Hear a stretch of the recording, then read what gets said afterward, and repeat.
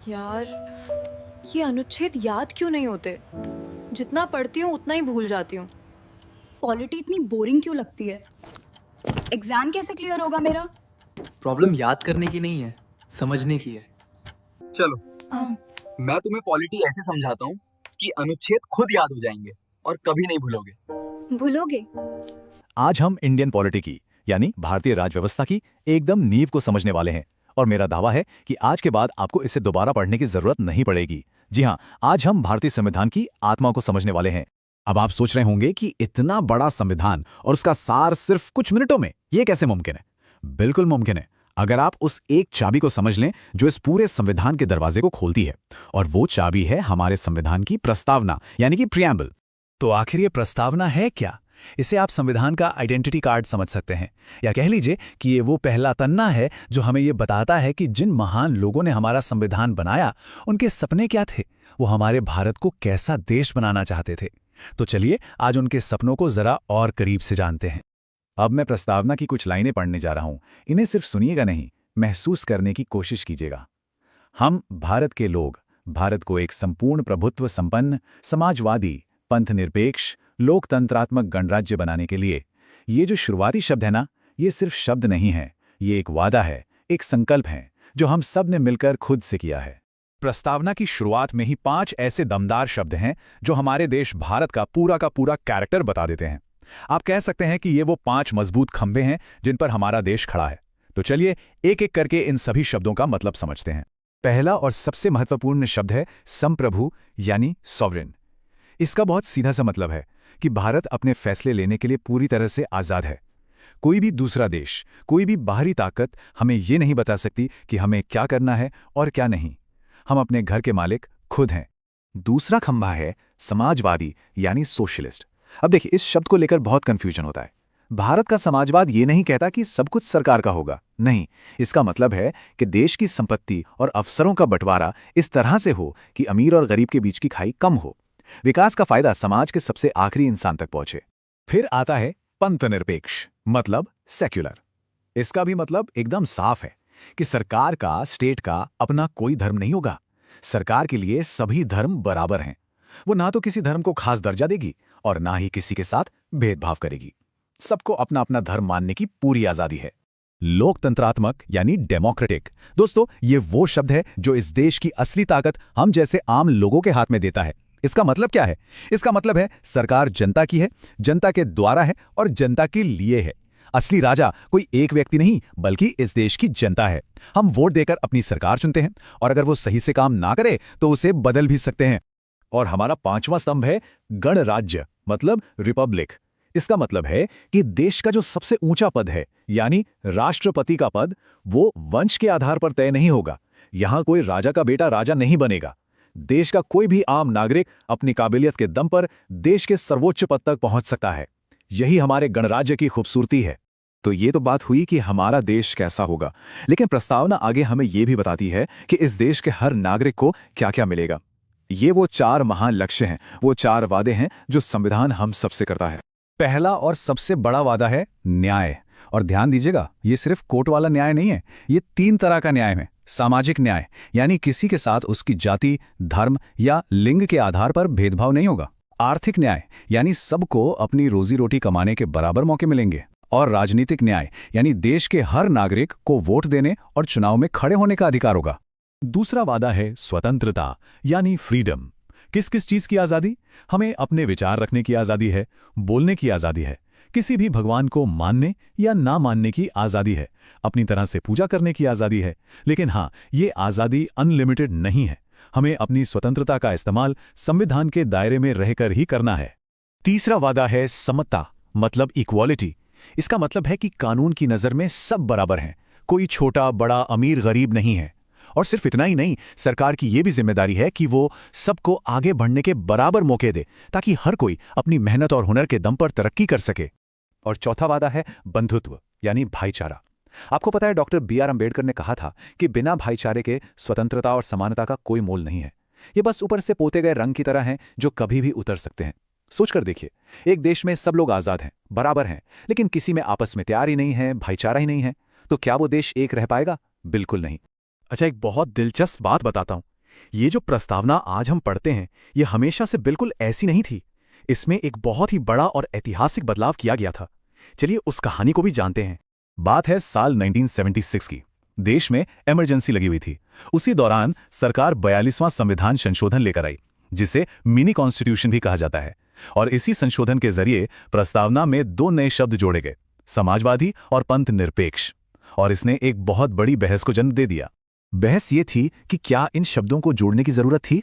हमारे संविधान निर्माता जैसे कि डॉक्टर अंबेडकर का मानना था कि समाजवाद और पंथ निरपेक्षता के सिद्धांत तो हमारे संविधान में पहले से ही मौजूद हैं, उन्हें अलग से लिखने की जरूरत नहीं। वहीं उस समय की सरकार का तर्क था कि इन शब्दों को साफ साफ लिख देने से देश का नजरिया और भी स्पष्ट हो जाएगा। अब इस बदलाव से एक बहुत बड़ा और बहुत ही गंभीर सवाल पैदा हो गया। क्या संसद, जिसे हम चुनकर भेजते हैं, उसके पास इतनी पावर है कि वो संविधान की आत्मा को ही बदल दे? क्या कल कोई भी सरकार आकर प्रस्तावना से लोकतंत्र या स्वतंत्रता जैसे शब्दों को हटा सकती है? यही वो बड़ा सवाल था जिसका जवाब मिलना बहुत जरूरी था। और इसका जवाब दिया हमारे देश के सुप्रीम कोर्ट ने एक ऐसे केस में जिसने भारतीय लोकतंत्र का भविष्य हमेशा के लिए तय कर दिया। साल था 1973 और केस का नाम था केशवानंद भारती केस। भारतीय इतिहास की सबसे बड़ी बेंच बैठी, 13 जज। और फैसला आया 7-6 के बहुमत से। जरा सोचिए, सिर्फ एक वोट के फर्क ने हमारे संविधान के भविष्य को तय कर दिया। और सुप्रीम कोर्ट ने अपना ऐतिहासिक फैसला सुनाया। कोर्ट ने कहा कि संसद के पास संविधान को बदलने की शक्ति तो है, लेकिन ये शक्ति असीमित नहीं है। संसद संविधान के मूल ढांचे यानी उसके बेसिक स्ट्रक्चर को नहीं बदल सकती। मतलब आप घर में रंग रोगन करवा सकते हैं, नई टाइलें लगवा सकते हैं, लेकिन आप घर की नींव को नहीं हिला सकते। और प्रस्तावना में लिखे गए ये महान सिद्धांत ही तो हमारे संविधान की नींव हैं। तो पूरी कहानी सुनने के बाद सवाल ये उठता है कि ये सब जानना हमारे लिए क्यों जरूरी है। एक आम नागरिक के लिए प्रस्तावना या मूल ढांचे के सिद्धांत का क्या मतलब है? चलिए आज की सारी बातचीत का सार निकाल लेते हैं। तो देखिए, आज हमने सीखा कि प्रस्तावना हमारे संविधान की आत्मा या चाबी है। ये भारत को एक संप्रभु, समाजवादी, पंथ निरपेक्ष, लोकतांत्रिक गणराज्य बनाती है। ये हम सभी नागरिकों से न्याय, स्वतंत्रता, समानता और भाईचारे का वादा करती है। और सबसे जरूरी बात, सुप्रीम कोर्ट का मूल ढांचे का सिद्धांत एक सुरक्षा कवच की तरह इन सभी मूल्यों की रक्षा करता है। तो दोस्तों, यही था प्रस्तावना। अब चलते हैं भारतीय संविधान के भागों की तरफ, जहां से शुरू होता है पूरा संविधान। अब हम लोग संविधान के भाग 2 यानी नागरिकता या सिटीजनशिप को समझने वाले हैं। देखिए, ये एक ऐसा टॉपिक है जो सिर्फ एग्जाम्स के लिए ही नहीं, बल्कि एक जिम्मेदार भारतीय होने के नाते भी जानना हमारे लिए बहुत जरूरी है। यही तो हमें बताता है कि कौन इस देश का हिस्सा है, उसके अधिकार क्या हैं, उसकी जिम्मेदारियां क्या हैं। तो चलिए पूरे जोश के साथ इस सफर को शुरू करते हैं। तो आज का हमारा रोड मैप क्या है? सबसे पहले हम नागरिकता की बिल्कुल बेसिक बात समझेंगे कि आखिर इसका मतलब क्या है। फिर हम सीधे संविधान में चलेंगे और अनुच्छेद 5 से 11 को एक एक करके देखेंगे। इसके बाद हम ये जानेंगे कि हमारी संसद यानी पार्लियामेंट को नागरिकता पर कानून बनाने की शक्ति कहाँ से मिलती है। फिर हम उन तरीकों पर बात करेंगे जिनसे भारत की नागरिकता मिलती है और उन तरीकों पर भी जिनसे ये खत्म हो सकती है। और हाँ, आखिर में हम सब कुछ फटाफट रिवाइज करेंगे ताकि सारे जरूरी। तो चलिए सबसे पहले और सबसे बुनियादी सवाल से शुरू करते हैं। आखिर ये नागरिकता है क्या? क्या ये सिर्फ एक आईडी कार्ड है या पासपोर्ट है? नहीं, ये उससे कहीं ज्यादा गहरी चीज है। ये किसी भी इंसान की पहचान, उसके हक और देश के लिए उसकी ड्यूटीज का आधार है। बिल्कुल, नागरिकता असल में एक व्यक्ति और उसके राज्य यानी उसके देश के बीच एक लीगल रिश्ते का नाम है। आप यूं समझिए कि एक नागरिक को देश में कुछ खास अधिकार मिलते हैं, जैसे कि वोट डालने का अधिकार या बड़े सरकारी पदों पर काम करने का अधिकार, जो किसी विदेशी नागरिक को नहीं मिल सकते। तो ये एक खास रिश्ता है। अच्छा, अब सवाल ये है कि भारत में नागरिकता के नियम कायदे कौन तय करता है? तो देखिए, इसके लिए हमारे पास 2 मेन सोर्स हैं। पहला तो है हमारा संविधान, जिसका भाग 2 यानी पार्ट 2 और उसमें मौजूद अनुच्छेद 5 से 11 इसकी नींव रखते हैं। और दूसरा है संसद का बनाया हुआ नागरिकता अधिनियम 1955, जो उस नींव पर पूरी इमारत खड़ी करता है। तो इन दोनों को समझना बहुत जरूरी है। तो फिर चलिए सबसे पहले संविधान को ही देखते हैं और समझते हैं कि ये आर्टिकल्स क्या कहते हैं। यहाँ एक बात गांठ बांध लीजिए, ये आर्टिकल्स मुख्य रूप से बस एक दिन के लिए थे, 26 जनवरी 1950, जिस दिन हमारा संविधान लागू हुआ। इनका मेन काम ये तय करना था कि उस खास दिन कौन कौन भारत का नागरिक माना जाएगा। सोचिए, जब संविधान बन रहा था तब देश का बंटवारा हुआ था, लाखों लोग यहाँ से वहाँ जा रहे थे। तो संविधान बनाने वालों के सामने एक बहुत बड़ी चुनौती थी। इसीलिए उन्होंने अलग अलग स्थितियों के लिए अलग अलग नियम बनाए। आर्टिकल 5 उन लोगों के लिए था जो भारत में ही थे, आर्टिकल 6 उनके लिए जो पाकिस्तान से भारत आए, आर्टिकल 7 उनके लिए जो भारत से पाकिस्तान चले गए थे, और आर्टिकल 8 उन भारतवंशियों के लिए जो विदेश में रह रहे थे। चलिए अनुच्छेद 5 को थोड़ा और गहराई से समझते हैं। ये उन लोगों के लिए था जो भारत में ही रह रहे थे। इसके लिए 2 शर्तें थीं। पहली, व्यक्ति का भारत में अधिवास यानी डोमिसाइल हो।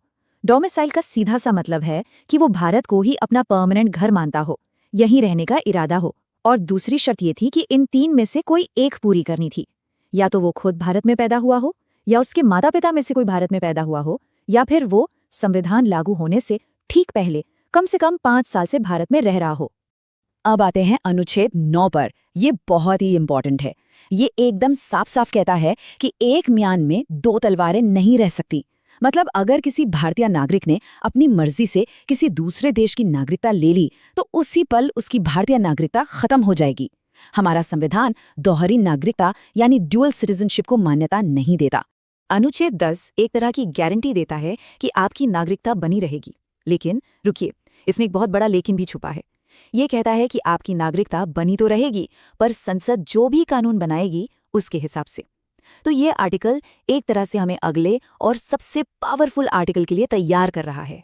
तो आर्टिकल 10 ने इशारा तो कर दिया था कि नागरिकता के मामले में असली शक्ति संसद के पास होगी। अब देखते हैं कि वो शक्ति असल में कहाँ से आती है।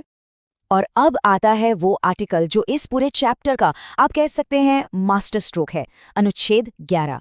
ये आर्टिकल संविधान को भविष्य के लिए तैयार करता है और हमारी संसद को एक बहुत बड़ी, बहुत ही व्यापक शक्ति देता है। ये आर्टिकल हमारी संसद को एक तरह का ब्लैंक चेक दे देता है।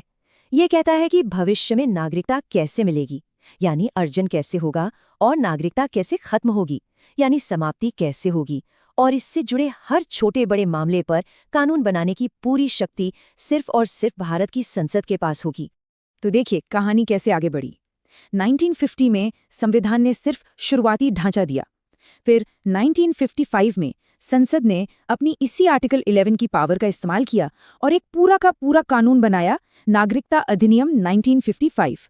और फिर जैसे जैसे समय बदला, ज़रूरतें बदली, 1986 से लेकर 2019 तक इस कानून में कई बार संशोधन भी हुए। तो अब हम सीधे उस कानून पर आते हैं जो आज की तारीख में नागरिकता के सारे नियम कायदे तय करता है, और वो है नागरिकता अधिनियम 1955। चलिए देखते हैं कि ये कानून क्या कहता है कि कोई भारत का नागरिक कैसे बन सकता है। तो ये एक्ट हमें नागरिकता पाने के 5 रास्ते बताता है। चलिए इन्हें फटाफट समझते हैं। पहला है जन्म से, यानी बाय बर्थ। दूसरा है वंश से, बाय डिसेंट, मतलब अगर आपके माता पिता भारतीय हैं। तीसरा है पंजीकरण द्वारा, बाय रजिस्ट्रेशन। चौथा है प्राकृतिकरण द्वारा, बाय नेचुरलाइजेशन, जिसमें कुछ शर्तें पूरी करके लंबे समय तक भारत में रहकर नागरिकता ली जा सकती है। और पांचवा है किसी नए क्षेत्र का भारत में विलय होने पर। अच्छा, तो नागरिकता मिलती कैसे है ये तो हमने देख लिया, पर क्या नागरिकता छीनी भी जा सकती है या छोड़ी जा सकती है? जी हाँ, ये एक्ट नागरिकता खत्म होने के बारे में भी बताता है। नागरिकता खत्म होने के 3 तरीके हैं। पहला है त्याग, मतलब कोई व्यक्ति अपनी मर्जी से नागरिकता छोड़ दे। दूसरा है निरसन या समाप्ति, ये अपने आप हो जाता है। जैसे ही कोई भारतीय नागरिक दूसरे देश की नागरिकता लेता है, उसकी भारतीय नागरिकता ऑटोमेटिकली खत्म हो जाती है। और तीसरा है वंचन, इसमें केंद्र सरकार किसी की नागरिकता छीन सकती है, लेकिन उसके लिए बहुत गंभीर कारण होने चाहिए, जैसे उसने धोखाधड़ी से नागरिकता ली हो या देश के संविधान का अपमान किया हो।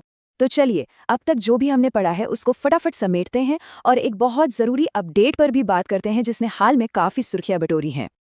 अब बात करते हैं नागरिकता संशोधन अधिनियम 2019 यानी CAA की। ये कानून क्या कहता है? इसके मुताबिक 3 देश, पाकिस्तान, बांग्लादेश और अफगानिस्तान से आए हुए 6 समुदाय, हिंदू, सिख, बौद्ध, जैन, पारसी और ईसाई के लोग जो 31 दिसंबर 2014 को या उससे पहले भारत आ गए थे, उन्हें अवैध प्रवासी नहीं माना जाएगा। साथ ही उनके लिए नेचुरलाइजेशन से नागरिकता पाने के लिए जो 11 साल भारत में रहने की शर्त थी, उसे घटाकर 5 साल कर दिया गया है। तो इस पूरी चर्चा से अगर आपको सिर्फ 4 बातें याद रखनी हो तो वो ये हैं। पहली, नागरिकता व्यक्ति और राज्य के बीच एक कानूनी रिश्ता है। दूसरी, संविधान का भाग 2 सिर्फ 26 जनवरी 1950 की बात करता है। तीसरी, असली पावर है अनुच्छेद 11 में, जो संसद को कानून बनाने का अधिकार देता है। और चौथी, आज के समय में नागरिकता के सारे नियम नागरिकता अधिनियम 1955 से ही तय होते हैं। जी हां, हम बात कर रहे हैं संविधान के भाग 1 की, यानी संघ और उसका राज्य क्षेत्र, जिसमें अनुच्छेद 1 से 4 तक आते हैं। तो जैसा मैंने कहा, आज हम संविधान के भाग 1 को एकदम डिटेल में समझने वाले हैं। देखिए, ये वो नींव है, वो फाउंडेशन है जिस पर हमारे पूरे संविधान की शानदार इमारत खड़ी है। ये अनुच्छेद हमें बताते हैं कि भारत की परिभाषा क्या है, इसके क्षेत्र कौन कौन से हैं, और सबसे जरूरी बात, संसद हमारे देश के राजनीतिक नक्शे को कैसे बदल सकती है। तो बिल्कुल तैयार हो जाइए पूरे फोकस के साथ, क्योंकि ये समझ आपको भारतीय राज्य व्यवस्था की एक गहरी और मजबूत पकड़ देगी। चलिए एक नजर डालते हैं कि आज की हमारी चर्चा का रोड मैप क्या होगा। सबसे पहले हम समझेंगे कि भारत को राज्यों का संघ क्यों कहते हैं, फिर नए राज्यों को बनाने की प्रक्रिया क्या है और इसमें संसद की क्या शक्तियां हैं, ये देखेंगे। इसके बाद हम राज्यों के ऐतिहासिक पुनर्गठन की बड़ी दिलचस्प कहानी जानेंगे और अंत में एक अखंड अविनाशी संघ के इस बेहद शक्तिशाली कॉन्सेप्ट को समझेंगे। तो चलिए शुरू करते हैं भारतीय संविधान के बिल्कुल पहले पन्ने से, पहले भाग से और पहले अनुच्छेद से, वो अनुच्छेद जो हमारे देश की पहचान को परिभाषित करता है। तो संविधान का अनुच्छेद 1 कहता है, इंडिया अर्थात भारत राज्यों का संघ होगा। अब देखिए, संविधान सभा में देश के नाम को लेकर एक लंबी बहस हुई थी। कुछ सदस्य पारंपरिक नाम भारत के पक्ष में थे, तो कुछ आधुनिक नाम इंडिया चाहते थे। तो एक बीच का रास्ता निकाला गया और दोनों ही नामों को अपना लिया गया। लेकिन इस लाइन में जो असली दम है, असली ताकत है, वो राज्यों का संघ यानी यूनियन ऑफ स्टेट्स इन शब्दों में छिपी है। और यहीं से ये सवाल उठता है कि आखिर राज्यों का संघ कहने का मतलब क्या है? क्या ये सिर्फ कहने के लिए एक शब्द है, या इसके पीछे हमारे संविधान बनाने वालों की कोई बहुत गहरी सोच थी? चलिए इस बहुत ही महत्वपूर्ण वाक्यांश के पीछे छिपे असली मतलब को डिकोड करते हैं। Doctor B.R. अम्बेडकर ने यह साफ किया था कि भारत के लिए यूनियन शब्द का इस्तेमाल जानबूझकर किया गया है, न कि फेडरेशन यानी परिसंघ का। अब अमेरिका एक फेडरेशन ऑफ स्टेट्स है, जबकि भारत एक यूनियन ऑफ स्टेट्स है। सुनने में ये दोनों शब्द शायद एक जैसे लगें, लेकिन इनके अर्थ में जमीन आसमान का फर्क है। एक ऐसा फर्क जो भारत की एकता और अखंडता को सुनिश्चित करता है। ये अंतर दो मुख्य बातों पर आधारित है। पहला, जो अमेरिकी फेडरेशन है वो वहां के राज्यों के बीच हुए एक समझौते का नतीजा है, लेकिन भारतीय संघ किसी भी राज्य के साथ किसी समझौते का परिणाम नहीं है। और दूसरी और सबसे जरूरी बात, इसी वजह से अमेरिका में राज्य सैद्धांतिक तौर पर अलग हो सकते हैं, लेकिन भारत में किसी भी राज्य को देश से अलग होने का कोई, मैं फिर दोहराता हूं, कोई अधिकार नहीं है। देश एक है जिसे सिर्फ प्रशासनिक सुविधा के लिए अलग अलग राज्यों में बांटा गया है। तो अब जब हमने भारत की परिभाषा समझ ली है, तो चलिए अब ये देखते हैं कि हमारा संविधान संसद को यानी पार्लियामेंट को देश का राजनीतिक नक्शा बदलने की ये असाधारण शक्ति कैसे देता है। और ये शक्ति मिलती है अनुच्छेद 2 और अनुच्छेद 3 से। पहले बात करते हैं अनुच्छेद 2 की। ये उन क्षेत्रों के बारे में है जो फिलहाल भारत का हिस्सा नहीं है। ये अनुच्छेद संसद को ये शक्ति देता है कि वो कानून बनाकर किसी भी बाहरी क्षेत्र को भारत में शामिल कर लें या एक नए राज्य के रूप में स्थापित कर दें। अगर आसान शब्दों में कहूं तो ये अनुच्छेद भारत की बाहरी सीमाओं को बढ़ाने की शक्ति देता है। इसका सबसे अच्छा उदाहरण है सिक्किम का भारत में विलय। 1974 तक सिक्किम भारत का एक संरक्षित राज्य हुआ करता था। फिर 35वें संविधान संशोधन के जरिए सिक्किम को एक सह राज्य यानी एसोसिएट स्टेट का एक खास दर्जा दिया गया, जो भारतीय संविधान में एक बिल्कुल नई कैटेगरी थी। और फिर ठीक अगले ही साल 36वें संशोधन के द्वारा सिक्किम को भारत का 22वां पूर्ण राज्य बना दिया गया। अब आते हैं अनुच्छेद 3 पर। अगर अनुच्छेद 2 देश के बाहर के बदलावों की बात करता है, तो अनुच्छेद 3 देश के अंदर यानी इंटरनल रीएडजस्टमेंट की बात करता है।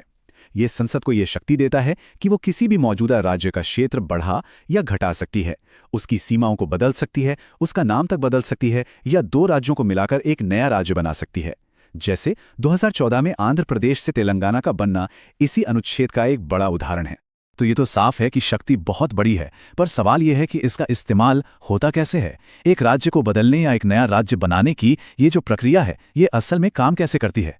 चलिए अब इस प्रोसेस को स्टेप बाय स्टेप समझते हैं। इस पूरी प्रक्रिया में कुछ बहुत महत्वपूर्ण कदम हैं।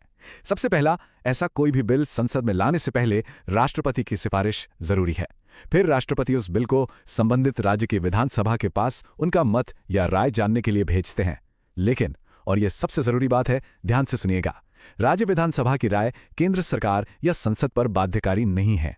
संसद उस राय को मानने या न मानने के लिए पूरी तरह से आजाद है। और आखिर में संसद इस बिल को एक साधारण बहुमत यानी सिंपल मेजॉरिटी से पास कर सकती है। इस शक्ति का सबसे बड़ा और हालिया उदाहरण है जम्मू और कश्मीर पुनर्गठन अधिनियम 2019। इस अधिनियम के तहत संसद ने अनुच्छेद 3 का इस्तेमाल करते हुए जम्मू और कश्मीर राज्य को 2 अलग-अलग केंद्र शासित प्रदेशों में पुनर्गठित कर दिया, एक जम्मू और कश्मीर और दूसरा लद्दाख। ये घटना दिखाती है कि संसद की ये शक्ति कितनी व्यापक है। और संसद की यही सारी शक्तियां इस मशहूर कथन को जन्म देती हैं कि भारत विनाशी राज्यों का एक अविनाशी संघ है। इसका मतलब क्या है? इसका मतलब है कि संसद राज्यों को मिटा सकती है, बना सकती है, उनकी सीमाओं को बदल सकती है। यानी राज्य विनाशी हैं, डिस्ट्रक्टेबल हैं, लेकिन भारत एक संघ के रूप में अविनाशी है, इनडिस्ट्रक्टेबल है, इसे तोड़ा नहीं जा सकता। चलिए अब जरा इतिहास के पन्ने पलटते हैं और भारत के राजनीतिक मानचित्र के विकास की इस यात्रा को देखते हैं। आज़ादी के समय भारत 550 से भी ज्यादा रियासतों और ब्रिटिश प्रांतों में बटा हुआ था। आज जो भारत का नक्शा हम देखते हैं वो एक बहुत लंबी और जटिल प्रक्रिया का नतीजा है, जिसमें भाषा ने एक बेहद अहम भूमिका निभाई। देखिए, शुरू में धर आयोग और जेवीपी समिति जैसी कमेटियों ने भाषा के आधार पर राज्यों के गठन को देश की एकता के लिए खतरा माना और प्रशासनिक सुविधा को ज्यादा महत्व दिया। लेकिन जबरदस्त जन आंदोलनों के बाद सरकार को इस मांग पर विचार करना पड़ा और 1953 में फजल अली आयोग का गठन हुआ। इस आयोग ने भाषा को राज्यों के पुनर्गठन का मुख्य आधार तो माना, लेकिन एक भाषा एक राज्य के सिद्धांत को खारिज कर दिया ताकि देश की एकता भी बनी रहे। फजल अली आयोग की सिफारिशों को मानते हुए 1956 में राज्य पुनर्गठन अधिनियम पास किया गया। इस ऐतिहासिक कानून ने भारत के नक्शे को पूरी तरह से बदल कर रख दिया। राज्यों की जो पुरानी A, B, C, D श्रेणियां थीं, उन्हें खत्म कर दिया गया और 1 नवंबर 1956 को 14 राज्य और 6 केंद्र शासित प्रदेश बनाए गए, जिसने आधुनिक भारत के संघीय ढांचे की नींव रखी। चलिए अब इस पूरे विषय को एक साथ बांधने वाले अनुच्छेद 4 को समझते हैं। ये इस भाग की अंतिम लेकिन सबसे ताकतवर कड़ी है जो संसद की सर्वोच्चता को पूरी तरह से स्थापित करती है। अनुच्छेद 4 खुद ये घोषणा करता है कि अनुच्छेद 2 या 3 के तहत किसी राज्य को बनाने या बदलने के लिए जो भी कानून बनाया जाएगा उसे अनुच्छेद 368 के तहत संविधान संशोधन नहीं माना जाएगा। अब इसका सीधा मतलब ये है कि संसद देश का नक्शा एक साधारण बहुमत से बदल सकती है, जिसके लिए विशेष बहुमत की जरूरत नहीं होती। ये केंद्र को देश की अखंडता और प्रशासनिक व्यवस्था बनाए रखने के लिए एक जबरदस्त लचीलापन और शक्ति देता है। तो अब हम आते हैं अपने भाग 3 के पहले आर्टिकल 12 पर। अच्छा, हम बार बार कह रहे हैं कि ये अधिकार हमें राज्य के खिलाफ मिले हैं। ये राज्य के खिलाफ एक सुरक्षा कवच है, लेकिन सवाल ये है कि ये राज्य आखिर है क्या, कौन है ये? चलिए इसी को समझते हैं। अनुच्छेद 12 राज्य की परिभाषा देता है, और वो भी बहुत ही बड़े दायरे में। ये सिर्फ केंद्र सरकार या दिल्ली में बैठी सरकार की बात नहीं है। इसमें राज्यों की सरकारें, आपकी अपनी नगरपालिका, पंचायत और हर वो सरकारी संस्था शामिल है जिसके बारे में हम सोच सकते हैं। मतलब ये एक बहुत बड़ा जाल है। तो चलिए इसे और आसान बनाते हैं। कौन कौन आता है राज्य में? केंद्र सरकार और संसद, राज्यों की सरकारें, आपके शहर की नगरपालिका या गांव की पंचायत, और तो और LIC और ONGC जैसी सरकारी कंपनियां भी। सीधी सी बात है, अगर कोई संस्था सरकार के कंट्रोल में है तो वो राज्य है और वो आपके मौलिक अधिकारों का हनन नहीं कर सकती। चलिए, अब हमें ये तो पता चल गया कि राज्य कौन है, लेकिन तब क्या होगा अगर राज्य ही कोई ऐसा कानून बना दे जो आपके अधिकारों को आपसे छीन ले? यहीं पर एंट्री होती है आर्टिकल 13 की, एक सुपर हीरो की तरह। ये एक लाइन ही सब कुछ कह देती है। अनुच्छेद 13 साफ साफ कहता है, अगर कोई भी कानून आपके मौलिक अधिकारों के खिलाफ जाता है तो वो कानून शून्य हो जाएगा, इनवैलिड। That's it. और बस यही वो शक्ति है जो हमारी अदालतों को, हमारे सुप्रीम कोर्ट और हाई कोर्ट्स को किसी भी कानून की समीक्षा करने और अगर वो संविधान के हिसाब से सही नहीं है तो उसे रद्द करने की ताकत देती है। इसी को हम कहते हैं न्यायिक समीक्षा या जुडिशियल रिव्यू। और हाँ, जब हम कानून शब्द का इस्तेमाल करते हैं तो इसका मतलब सिर्फ संसद में पास हुए एक्ट से नहीं है। अनुच्छेद 13 हर चीज को अपने दायरे में लेता है, सरकारी आदेश, नियम, नोटिफिकेशन, यहाँ तक कि पुराने रीति रिवाज भी। अगर कोई भी चीज आपके अधिकारों का उल्लंघन करती है तो वो असंवैधानिक है। अब इस आर्टिकल से 2 बड़े ही मजेदार सिद्धांत निकल कर आते हैं। पहला है पृथक्करणीयता का सिद्धांत। अब इसको ऐसे समझिए, मान लीजिए एक टोकरी में बहुत सारे सेब हैं और उनमें से एक सेब खराब है, तो क्या हम पूरी टोकरी फेंक देंगे? नहीं ना, हम सिर्फ उस खराब सेब को निकालकर बाहर कर देंगे। बिल्कुल इसी तरह अगर किसी कानून का कोई एक हिस्सा खराब है यानी मौलिक अधिकारों का उल्लंघन कर रहा है तो अदालतें सिर्फ उस हिस्से को हटा देती हैं, पूरे कानून को नहीं। दूसरा है आच्छादन का सिद्धांत। इसका मतलब ये है कि संविधान बनने से पहले का कोई पुराना कानून अगर आज हमारे मौलिक अधिकारों से टकराता है तो वो कानून खत्म नहीं होता बल्कि एक तरह से सो जाता है, या कहें कि उस पर मौलिक अधिकारों का पर्दा पड़ जाता है। लेकिन यहाँ एक बहुत बड़ा सवाल खड़ा होता है, क्या संसद खुद मौलिक अधिकारों को ही बदल सकती है? क्या वो संविधान में संशोधन करके इन अधिकारों को खत्म कर सकती है? इस सवाल ने भारत की संसद और सुप्रीम कोर्ट के बीच एक बहुत बड़ी लड़ाई को जन्म दिया। और वो लड़ाई अपने चरम पर पहुंची इस केस में, केशवानंद भारती बनाम केरल राज्य। ये शायद भारतीय संवैधानिक इतिहास का सबसे ज्यादा महत्वपूर्ण केस है। तो हुआ क्या था? कहानी शुरू होती है 1970 में। केरल सरकार ने जमीन को लेकर कुछ कानून बनाए। केशवानंद भारती ने इसे चुनौती दी। इसके जवाब में संसद ने कुछ ऐसे संविधान संशोधन पास कर दिए जिससे उसे संविधान को बदलने की लगभग बेहिसाब ताकत मिल गई। मामला सुप्रीम कोर्ट पहुंचा और 1973 में 13 जजों की सबसे बड़ी बेंच ने एक ऐसा ऐतिहासिक फैसला सुनाया, और वो भी सिर्फ एक वोट के बहुमत से, 7-6 से, जिसने मूल ढांचे के सिद्धांत को जन्म दिया। तो आखिर ये मूल ढांचा या बेसिक स्ट्रक्चर है क्या? ये एक बहुत ही सरल लेकिन जबरदस्त आइडिया है कि संविधान के कुछ हिस्से इतने बुनियादी, इतने मौलिक हैं कि संसद उन्हें बदल ही नहीं सकती, संशोधन से भी नहीं। तो चलिए अब हम समानता के अधिकार की बात करते हैं, जो है आर्टिकल 14 से 18। ये सिर्फ कुछ नियम नहीं है, ये तो हमारे लोकतंत्र की, हमारे कॉन्स्टिट्यूशन की आत्मा है। चलिए सबसे पहले समझते हैं कि इन आर्टिकल्स का असली मतलब क्या है। इन्हें आप एक संवैधानिक कवच की तरह समझ सकते हैं। ये सिर्फ कानूनी भाषा नहीं है दोस्तों, ये संविधान का हम सबसे एक वादा है। वादा ये कि भारत में हर नागरिक को बराबर का दर्जा, बराबर के मौके और बराबर का सम्मान मिलेगा, फिर चाहे वो किसी भी धर्म, जाति या लिंग का क्यों न हो। तो आखिर इसका मूल उद्देश्य क्या है? बिल्कुल सीधा और सरल, ये पक्का करना कि कानून की नज़र में हर एक व्यक्ति बराबर हो। लेकिन सबसे जरूरी और सबसे शक्तिशाली बात क्या है जानते हैं? ये सिर्फ किताबों में लिखी कोई अच्छी बात नहीं है, ये लीगली इन्फोर्सेबल है। इसका मतलब है कि अगर किसी के भी इस अधिकार को छीना जाता है तो वो सीधे हाई कोर्ट या सुप्रीम कोर्ट का दरवाजा खटखटा सकता है।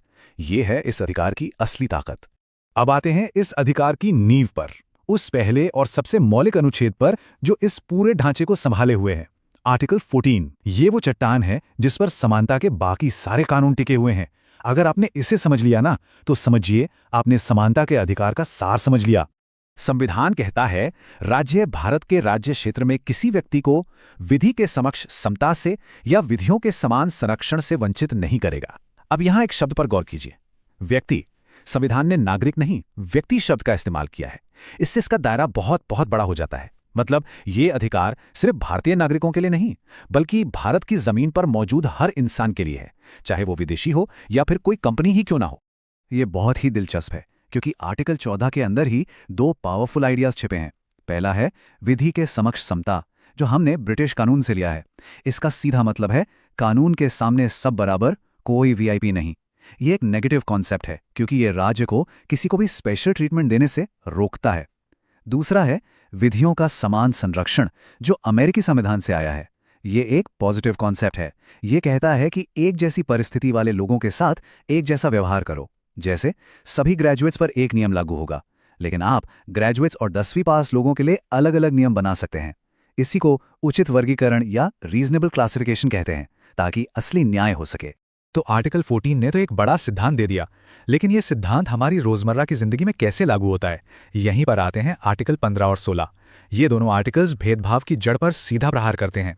आर्टिकल 15 बिल्कुल साफ कहता है कि राज्य किसी भी नागरिक के साथ सिर्फ और सिर्फ धर्म, नस्ल, जाति, लिंग या जन्मस्थान के आधार पर कोई भेदभाव नहीं कर सकता। और यह सिर्फ सरकारी दफ्तरों की बात नहीं है। इसका मतलब है कि देश की कोई भी दुकान, कोई भी होटल, कोई भी कुआं या सड़क, हर सार्वजनिक जगह पर हर नागरिक का बराबर का हक है। और इसी सोच को आगे बढ़ाता है आर्टिकल 16, जो खास तौर पर सरकारी नौकरियों में अवसर की समानता की बात करता है। ये गारंटी है कि जब भी कोई सरकारी नौकरी निकलेगी तो हर नागरिक को अप्लाई करने का और चुने जाने का बराबर मौका मिलेगा। धर्म, जाति, लिंग या जन्मस्थान के आधार पर किसी को भी बाहर नहीं किया जा सकता। अब हम उन अनुच्छेदों पर आते हैं जो सिर्फ समानता की बात नहीं करते, बल्कि उन ऐतिहासिक सामाजिक बुराइयों को जड़ से खत्म करने का काम करते हैं, जिन्होंने हमारे समाज को सदियों से जकड़ रखा था। आर्टिकल 17 भारतीय संविधान की सबसे शक्तिशाली घोषणाओं में से एक है। ये बिना किसी अगर या मगर के अस्पृश्यता यानी छुआछूत को जड़ से खत्म करता है। ये सिर्फ एक सलाह नहीं है, ये एक आदेश है। इसके तहत छुआछूत को किसी भी रूप में मानना एक दंडनीय अपराध है, जिसके लिए नागरिक अधिकार संरक्षण अधिनियम 1955 जैसे कड़े कानून बनाए गए हैं। अब बात करते हैं आर्टिकल 18 की। इसने महाराजा, राजा साहब, सर जैसी उन सभी सामंती उपाधियों को खत्म कर दिया जो जन्म के आधार पर किसी को दूसरों से ऊंचा बनाती थीं। इसका मकसद था एक बनावटी सामाजिक भेदभाव को खत्म करना। लेकिन हाँ, सेना में दिए जाने वाले रैंक या शिक्षा से जुड़ी डिग्रियां जैसे डॉक्टर, ये उपाधियां नहीं मानी जाती। और तो और सुप्रीम कोर्ट ने बालाजी राघवन केस में ये साफ किया कि भारत रत्न या पद्म पुरस्कार जैसे नेशनल अवार्ड्स भी उपाधियां नहीं हैं, बल्कि ये किसी के महान काम और योग्यता को दिया गया सम्मान है। अच्छा, यहां एक बहुत जरूरी सवाल उठता है, क्या समानता का अधिकार एक एब्सोल्यूट राइट है जिसमें कोई अपवाद या एक्सेप्शन हो ही नहीं सकता? और इसका जवाब है नहीं। और यह समझना बहुत जरूरी है। हमारे संविधान बनाने वाले जानते थे कि समाज में सच्ची रियल इक्वालिटी लाने के लिए कभी-कभी अलग व्यवहार करना जरूरी होता है। सोचिए, एक 100 मीटर की दौड़ में अगर एक धावक को 50 मीटर पीछे से दौड़ने को कहा जाए तो क्या यह बराबरी है? बिल्कुल नहीं। बराबरी लाने के लिए उससे भी स्टार्टिंग लाइन पर लाना होगा। बस यही काम ये विशेष प्रावधान करते हैं। ये भेदभाव नहीं, बल्कि समानता लाने का एक जरूरी साधन है। जैसे महिलाओं और बच्चों के लिए विशेष कानून बनाना या फिर सामाजिक और शैक्षिक रूप से पिछड़े वर्गों के लिए आरक्षण का प्रावधान करना। इसे ही हम सकारात्मक कार्यवाही या अफर्मेटिव एक्शन कहते हैं, ताकि जो लोग ऐतिहासिक रूप से पीछे रह गए हैं उन्हें बराबरी पर लाया जा सके। इसी तरह देश का कामकाज सुचारू रूप से चले, इसके लिए राष्ट्रपति और राज्यपाल को कुछ विशेष छूट दी गई हैं। याद रखिए, ये अपवाद समानता को कमजोर नहीं करते, बल्कि उसे और ज्यादा सार्थक और मजबूत बनाते हैं। चलिए फिर पूरे जोश के साथ शुरू करते हैं। तो अब हम लोग चलते हैं अनुच्छेद 19 की तरफ। तो सबसे पहले बात करते हैं अनुच्छेद 19 की। देखिए, ये हमारे लोकतंत्र की बिल्कुल नींव है, हमारी व्यक्तिगत आज़ादी का सबसे मजबूत पिलर। आप इसे एक ऐसा अधिकार समझ सकते हैं जो हर भारतीय नागरिक को कुछ बहुत ही खास स्वतंत्रताएं देता है। आप जरा ध्यान से देखिए, अनुच्छेद 19 हमें एक या दो नहीं, बल्कि पूरी 6 तरह की जबरदस्त आजादियां देता है। पहली है वाक एवं अभिव्यक्ति की स्वतंत्रता, यानी अपने विचारों को, अपनी बात को खुलकर कहने की आजादी। दूसरी, बिना किसी हथियार के शांति से इकट्ठा होने की आजादी। तीसरी, कोई भी संघ या संगठन बनाने का अधिकार। चौथी, भारत में कहीं भी किसी भी कोने में बिना रोक टोक घूमने की आजादी। पांचवी, देश के किसी भी हिस्से में बस जाने यानी अपना घर बनाने का अधिकार। और छठी, अपनी पसंद का कोई भी काम, कोई भी पेशा अपनाने की स्वतंत्रता। यही 6 अधिकार मिलकर हमें एक सच्चा और सशक्त नागरिक बनाते हैं। चलिए अब आगे बढ़ते हैं और देखते हैं कि हमारा संविधान किसी भी व्यक्ति के जीवन और उसकी स्वतंत्रता का सबसे बड़ा रक्षक कैसे है। अनुच्छेद 20, 21, 21A और 22 को समझिए कि ये एक तरह का सुरक्षा कवच हैं जो हमें किसी भी तरह की मनमानी कार्रवाई से बचाते हैं।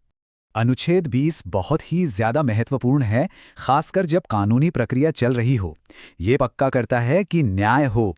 इसका मतलब है कि किसी भी इंसान को एक ही गुनाह के लिए एक से ज्यादा बार सजा नहीं मिल सकती, और साथ ही किसी को भी खुद अपने ही खिलाफ गवाही देने के लिए मजबूर नहीं किया जा सकता। ये अधिकार तब भी किसी व्यक्ति की रक्षा करते हैं जब उस पर कोई आरोप लगा हो। और अब आता है मौलिक अधिकारों का सबसे बड़ा अधिकार, अनुच्छेद 21। ये हमें देता है प्राण एवं दैहिक स्वतंत्रता का संरक्षण। आसान भाषा में इसका मतलब है कि किसी भी व्यक्ति की जान और उसकी व्यक्तिगत आज़ादी कानून द्वारा स्थापित प्रक्रिया के बिना कोई नहीं छीन सकता। और एक बात याद रखिएगा, ये सिर्फ जिंदा रहने का अधिकार नहीं है, बल्कि पूरी गरिमा और सम्मान के साथ जीने का अधिकार है। और देखिए, इसी से सीधे सीधे जुड़ा हुआ है अनुच्छेद 21A। संविधान कहता है कि सम्मान से जीने का अधिकार शिक्षा के अधिकार के बिना अधूरा है। इसीलिए 6 से 14 साल की उम्र के हर बच्चे का यह मौलिक अधिकार है कि उससे मुफ्त और जरूरी शिक्षा मिले। यह हमारे देश के भविष्य को बनाने वाला एक बहुत बड़ा कदम है। अच्छा, अनुच्छेद 22 हमें मनमानी गिरफ्तारी से बचाता है।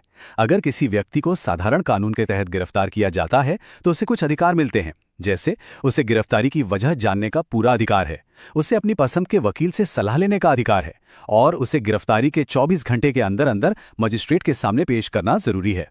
लेकिन हाँ, एक बात ध्यान में रखनी है कि ये सुरक्षा निवारक निरोध यानी प्रिवेंटिव डिटेंशन के मामलों में नहीं मिलती है। चलिए अब हम अगले बहुत महत्वपूर्ण हिस्से पर आते हैं जो हर इंसान की गरिमा और उसकी अंतरात्मा की आज़ादी से जुड़ा है। अनुच्छेद 23 से 28 तक के अधिकार हमें शोषण से बचाते हैं और अपने अपने धर्म को मानने की पूरी स्वतंत्रता देते हैं। यहाँ पर दो बहुत ज़रूरी बातें हैं जो हमें शोषण से बचाती हैं। अनुच्छेद 23 जो है वो इंसानों की खरीद फरोख्त यानी ह्यूमन ट्रैफिकिंग और ज़बरदस्ती काम करवाने या बेगारी पर पूरी तरह रोक लगाता है। वहीं अनुच्छेद 24 हमारे देश के बच्चों की सुरक्षा करता है। ये साफ साफ कहता है कि 14 साल से कम उम्र के किसी भी बच्चे को किसी फैक्ट्री, खदान या किसी भी दूसरे खतरनाक काम पर नहीं लगाया जा सकता। अब बात करते हैं धार्मिक स्वतंत्रता की, जो हमारे देश की विविधता का आधार है। अनुच्छेद 25 हर व्यक्ति को अपनी मर्जी से किसी भी धर्म को मानने, उसके रीति रिवाजों का पालन करने और उसका शांतिपूर्ण प्रचार करने की आज़ादी देता है। अनुच्छेद 26 धार्मिक समूहों को अपने धार्मिक मामलों को मैनेज करने की आज़ादी देता है। अनुच्छेद 27 कहता है कि किसी भी व्यक्ति को किसी धर्म विशेष के प्रचार के लिए टैक्स देने को मजबूर नहीं किया जाएगा। और अनुच्छेद 28 कुछ शिक्षण संस्थानों में धार्मिक शिक्षा में शामिल होने या ना होने की स्वतंत्रता देता है। तो चलिए अब आगे बढ़ते हैं अल्पसंख्यकों के अधिकारों और संपत्ति के अधिकार की उस दिलचस्प कहानी की तरफ जिसमें समय के साथ एक बहुत बड़ा बदलाव आया। अनुच्छेद 29 और 30 ये खास तौर पर अल्पसंख्यकों के हितों की रक्षा के लिए हैं। अनुच्छेद 29 कहता है कि अल्पसंख्यकों को अपनी भाषा, अपनी लिपि और अपनी संस्कृति को बचाने का और उसे बनाए रखने का पूरा अधिकार है। और अनुच्छेद 30 उन्हें अपनी पसंद के शिक्षण संस्थान खोलने और उन्हें चलाने का भी अधिकार देता है ताकि वो अपनी संस्कृति और शिक्षा को आगे बढ़ा सकें। अब ये स्लाइड देखिए, ये बहुत दिलचस्प है। ये संपत्ति के अधिकार का पूरा सफर दिखाती है। देखिए, 1950 में जब संविधान बना तभी अनुच्छेद 31 के तहत एक मौलिक अधिकार था, लेकिन फिर 1978 में 44वें संविधान संशोधन के जरिए इसे मौलिक अधिकारों के लिस्ट से हटा दिया गया और आज ये अनुच्छेद 300A के तहत एक कानूनी अधिकार है, मौलिक अधिकार नहीं। ये दिखाता है कि हमारा संविधान कितना जीवंत है और समय के साथ बदल सकता है। और इसी से जुड़े हुए हैं अनुच्छेद 31A, 31B और 31C। इन्हें संविधान में इसलिए जोड़ा गया था ताकि जमींदारी उन्मूलन और भूमि सुधार जैसे जो जरूरी कानून थे उन्हें कोई इस आधार पर अदालत में चुनौती ना दे सके कि वो मौलिक अधिकारों का उल्लंघन कर रहे हैं। तो अब एक बहुत बड़ा सवाल उठता है कि भाई हमारे पास इतने सारे अधिकार तो हैं, लेकिन अगर कोई इन अधिकारों को हमसे छीने तो क्या होगा? इनकी रक्षा कौन करेगा? तो इसका जवाब है संविधान का अनुच्छेद 32। जरा सोचिए, संविधान बनाने वाले डॉक्टर भीमराव अंबेडकर ने अनुच्छेद 32 को संविधान का हृदय और आत्मा कहा। ऐसा क्यों? क्योंकि यही वो अनुच्छेद है जो बाकी सारे अधिकारों को असलियत में लागू करवाता है। ये हमें एक तरह की सुपर पावर देता है। अगर हमारे किसी भी मौलिक अधिकार का हनन होता है तो हम सीधे देश की सबसे बड़ी अदालत यानी सुप्रीम कोर्ट जा सकते हैं। और सुप्रीम कोर्ट हमारी रक्षा कैसे करता है? इन 5 रिट्स के जरिए जो आप स्क्रीन पर देख रहे हैं। ये बहुत शक्तिशाली आदेश होते हैं। बंदी प्रत्यक्षीकरण का मतलब है अवैध हिरासत से रिहाई। परमादेश से कोर्ट किसी सरकारी अधिकारी को उसका कर्तव्य करने का आदेश देता है। प्रतिषेध से निचली अदालतों को उनके अधिकार क्षेत्र से बाहर काम करने से रोका जाता है। उत्प्रेषण के जरिए निचली अदालत के किसी गलत फैसले को रद्द किया जा सकता है। और अधिकार परीक्षा से ये पूछा जाता है कि कोई व्यक्ति किस अधिकार से किसी सार्वजनिक पद पर बैठा है। एक बात समझना बहुत जरूरी है कि मौलिक अधिकार असीमित नहीं होते, मतलब इनकी कोई सीमा ही ना हो, ऐसा नहीं है। संविधान खुद ही देश और समाज के हित में इनके दायरे और इनकी सीमाओं को तय करता है। तो चलिए अब अनुच्छेद 33, 34 और 35 को समझते हैं। यहाँ पर अधिकारों पर 2 अलग अलग तरह के प्रतिबंधों को समझना होगा। देखिए, अनुच्छेद 33 जो है वो संसद को ये शक्ति देता है कि वो हमारी सेना, पुलिस या खुफिया एजेंसियों के सदस्यों के मौलिक अधिकारों को सीमित कर सके। ऐसा इसलिए ताकि अनुशासन बना रहे और वो अपनी ड्यूटी ठीक से कर पाएं। वहीं अनुच्छेद 34 तब लागू होता है जब किसी इलाके में मार्शल लॉ यानी फौजी कानून लगा हो। उस स्थिति में उस इलाके के नागरिकों के मौलिक अधिकारों पर रोक लग सकती है। और आखिर में है अनुच्छेद 35। ये अनुच्छेद हमारी संसद को कुछ खास मौलिक अधिकारों को लागू करने के लिए कानून बनाने की विशेष शक्ति देता है। तो चलिए अब हम लोग संविधान के भाग 4 पर चलते हैं, जो है DPSP, मतलब राज्य के नीति निदेशक तत्व। अब आप सोच रहे होंगे एक और चैप्टर? नहीं, रुकिए, ये कोई मामूली चैप्टर नहीं है। पता इसे क्या कहते हैं? हमारे संविधान की आत्मा। जी हाँ, ये वो सपना है, वो विजन है जो हमारे संविधान बनाने वालों ने एक शानदार भारत के लिए देखा था। तो आज हम इसी सपने की गहराई में उतरने वाले हैं और समझने वाले हैं कि आखिर ये हमारे लिए इतना जरूरी क्यों है। जरा इन शब्दों पर गौर कीजिए। ये सिर्फ एक किताब नहीं, ये करोड़ों लोगों की सिसकियां और उम्मीदें हैं। सच कहूं तो जब हम अपने आसपास गरीबी देखते हैं या असमानता महसूस करते हैं तो ये सवाल मन में आता ही है ना कि क्या संविधान में लिखी इतनी अच्छी अच्छी बातें, ये जो वादे हैं, क्या ये सिर्फ पन्नों में ही सिमट कर रह जाएंगे? क्या वो भारत कभी बन पाएगा जहां हर एक इंसान को न्याय मिले, बराबरी का मौका मिले? जानते हैं, डीएसपी इन्हीं सारे सवालों का जवाब देने की एक बहुत मजबूत कोशिश है। और इसका जवाब क्या है? हाँ, बिल्कुल हो सकता है, क्योंकि जैसा मैंने कहा, भाग 4 यानी टीपीएसपी सिर्फ कोरे शब्द नहीं है। यह हमारे संविधान की अंतरात्मा है, उसकी आवाज है। इसको आप ऐसे समझिए जैसे ये एक नक्शा है, एक गाइडबुक, जो हर आने वाली सरकार को रास्ता दिखाती है कि भाई देश को इस दिशा में ले जाना है। ये उस भारत की तस्वीर है जिसका सपना हमारे गांधी जी ने, बाबा साहब अम्बेडकर ने और न जाने कितने ही महापुरुषों ने देखा था। तो चलिए फिर इस पूरी कहानी की नींव से ही शुरू करते हैं। सबसे पहले हम समझेंगे आर्टिकल 36 और 37 को। ये दोनों आर्टिकल्स आप कह सकते हैं कि डीएसपी की पूरी बिल्डिंग के फाउंडेशनल पिलर्स हैं, इसका आधार हैं। यही हमें बताएंगे कि ये सिद्धांत असल में हैं क्या और ये काम कैसे करते हैं। तो सबसे पहले है आर्टिकल 36। ये बहुत ही सीधा साधा है, एकदम सिंपल। ये बस इतना कहता है कि इस पूरे चैप्टर में जब भी हम राज्य या स्टेट शब्द का इस्तेमाल करेंगे तो उसका मतलब क्या होगा। उसका मतलब होगा सरकार, चाहे वो केंद्र सरकार हो या राज्यों की सरकारें या फिर आपके शहर की नगर पालिका। यहां तक कि एलआईसी और ओएनजीसी जैसी सरकारी कंपनियां भी इसी में आती हैं। मतलब साफ है, ये जो दिशा निर्देश हैं ये इन सब के लिए हैं। अब आता है सबसे जरूरी और हाँ थोड़ा सा कंफ्यूजिंग आर्टिकल, आर्टिकल 37। इसको जरा ध्यान से समझिएगा। ये एक सिक्के के दो पहलुओं जैसा है। पहला पहलू ये कहता है कि अगर सरकार इन सिद्धांतों को लागू नहीं करती तो आप कोर्ट जाकर ये नहीं कह सकते कि देखिए सरकार ये काम नहीं कर रही। मतलब ये मौलिक अधिकारों की तरह नॉन जस्टिसेबल हैं, आप इन्हें कोर्ट में एनफोर्स नहीं करवा सकते। लेकिन, और ये लेकिन बहुत बड़ा है, सिक्के का दूसरा पहलू कहता है कि ये सिद्धांत देश को चलाने के लिए फंडामेंटल हैं, यानी मूलभूत हैं, और ये सरकार का कर्तव्य है, उसकी ड्यूटी है कि जब भी वो कोई कानून बनाए तो इन सिद्धांतों को ध्यान में रखे। अब जाहिर है, जब ये बात संविधान सभा में उठी तो बड़ी मजेदार बहस हुई। प्रोफेसर केटी शाह ने मजाक मजाक में कह दिया, अरे ये तो एक ऐसा चेक है जो बैंक पर तो है, लेकिन बैंक इसका पेमेंट तभी करेगा जब उसकी मर्जी होगी। सोचिए, और टीटी कृष्णामाचारी तो एक कदम और आगे बढ़ गए। उन्होंने तो इसे भावनाओं का कूड़ेदान ही कह डाला, मतलब अ वेरिटेबल डस्टबिन ऑफ सेंटिमेंट्स। तो क्या इसका मतलब यह है कि डीएसपीपी वाकई में कमजोर हैं? बिल्कुल भी नहीं।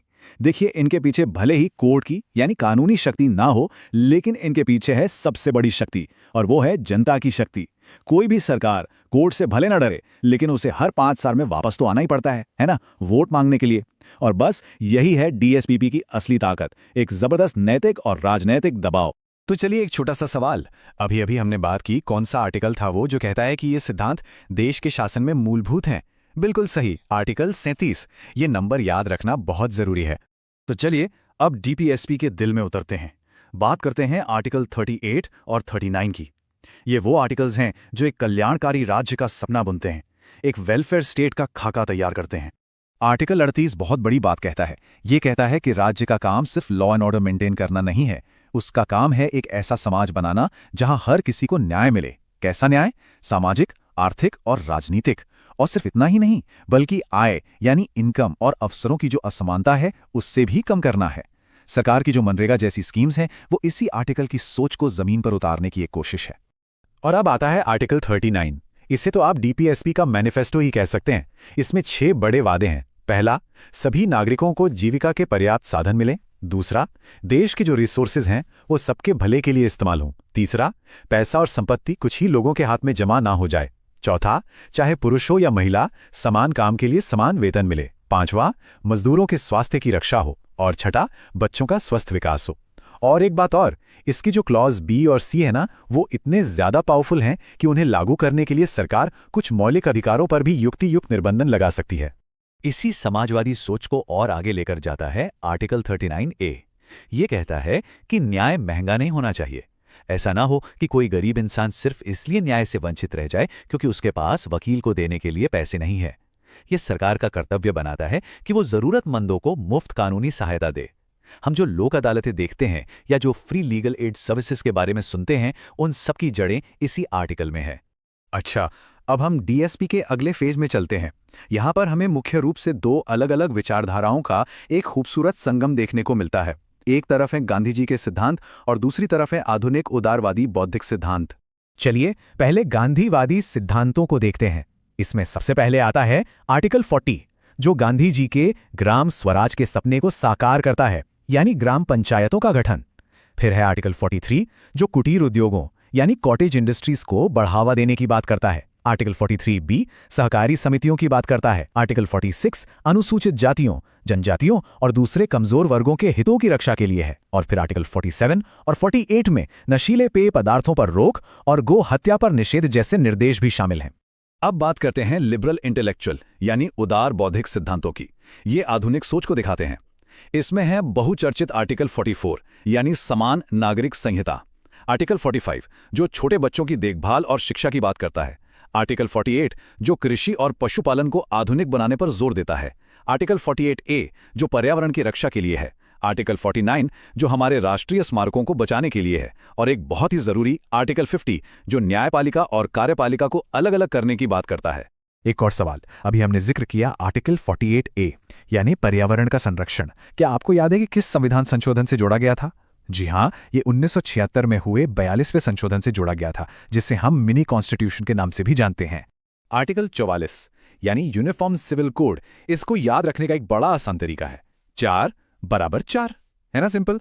इसका मतलब है सभी नागरिकों के लिए एक समान कानून, खास तौर पर जो पर्सनल मैटर्स होते हैं जैसे शादी, तलाक, गोद लेना, विरासत, इन सब में।